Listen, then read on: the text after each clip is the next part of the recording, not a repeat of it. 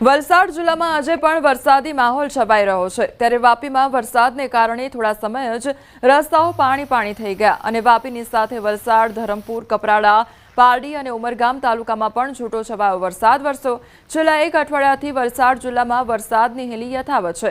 સવારથી જ જિલ્લામાં વાદળછાયા વાતાવરણ વચ્ચે છૂટો છવાયો વરસાદ નોંધાયો હતો।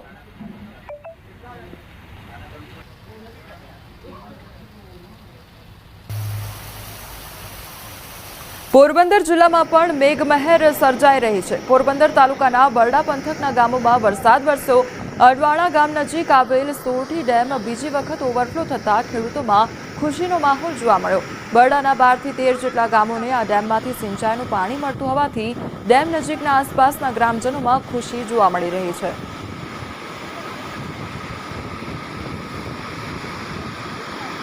તો પોરબંદરના બરડા પંથકના આ દ્રશ્યો સામે આવ્યા છે કે જ્યાં વરસાદ વરસવાને કારણે ઠેર ઠેર પાણી ભરાઈ ગયા।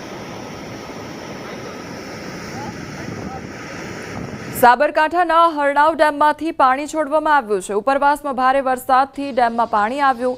હરણાવ ડેમના 3 દરવાજા ખોલવામાં આવ્યા છે। હરણાવ નદીમાં ઘોડાપૂરની સ્થિતિ સર્જાઈ તો રાજસ્થાનના સરહદી વિસ્તારમાં ભારે વરસાદને લઈને પૂર આવ્યું છે।